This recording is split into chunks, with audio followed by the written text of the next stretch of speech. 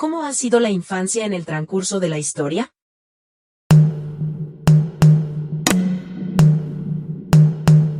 Debido a ciertas representaciones de ritos de iniciación o presentaciones sociales, se ha podido intuir que incluso cuando el ser humano era nómada y vivía de la caza y la recolección, los niños eran percibidos como parte activa de su sociedad. Su cuidado estaba estrictamente ligado a las mujeres de la tribu. Por otro lado, se cree que utilizaban ciertas herramientas como juguetes. Estos eran fabricados de hueso o de madera que por lo general eran utilizados para representar a animales de suma importancia para los cazadores, como los bisontes o leones de las cavernas. Se podían encontrar dichas fieras como figuras talladas o sus siluetas grabadas en discos de hueso con una perforación central que se conocen como rodetes. En el Neolítico, con la aparición de la agricultura, se comenzaron a implementar elementos como la cerámica y arcilla, de lo cual se hacían pequeñas pizarras.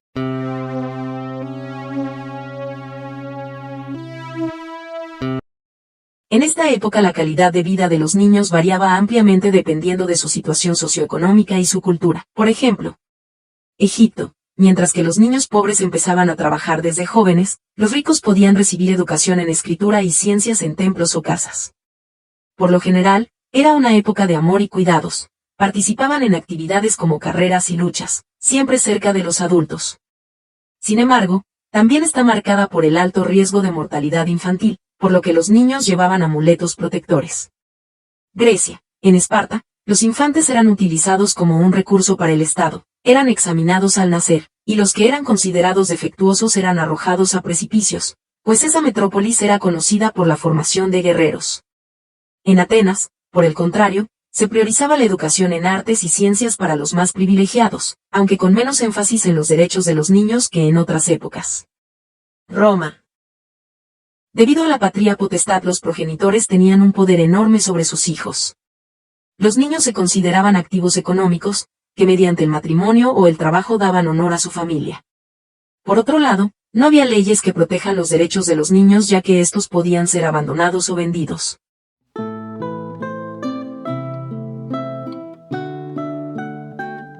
En la época medieval los niños se consideraban adultos pequeños, debiendo asumir responsabilidades laborales desde temprano. En esta era tener muchos hijos era esencial para asegurar la mano de obra en el campo y el linaje en las familias nobles debido a la alta tasa de mortalidad infantil que enfrentaban. Su educación y experiencias dependían en gran medida de su clase social. Mientras los niños nobles recibían instrucción privada, los campesinos aprendían habilidades prácticas en el hogar, mientras que las niñas se preparaban para el matrimonio y la vida sumisa. Por otro lado, hay que tomar en cuenta que la Iglesia tenía un poder absoluto en la crianza y la educación.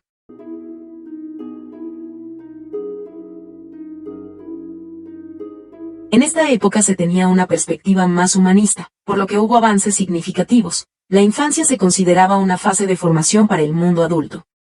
La educación era diferente según el género y la clase social. Los niños de familias adineradas recibían educación formal en humanidades, mientras que las niñas aprendían tareas domésticas. Por otro lado, los niños de familias humildes debían ser instruidos en labores prácticas como la arquitectura, la pintura o la escultura y contribuir a la economía familiar.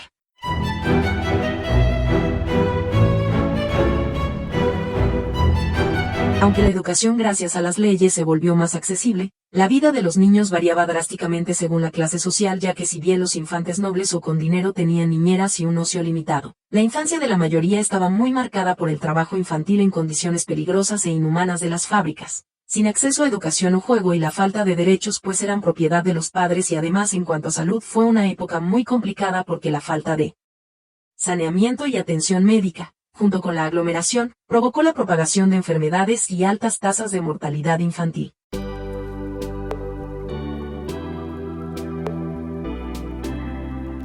A principios de este periodo muchos niños, especialmente en áreas rurales y en países industrializados, trabajaban en condiciones precarias en granjas, minas y fábricas, o desempeñando oficios como la venta de periódicos y lustrar zapatos, esto debido a que recién a mediados y finales del siglo XX que nació un interés real por los derechos de los niños al ser percibidos como sujetos con derechos propios, por lo cual se crearon leyes que velaban por su educación, su salud y bienestar.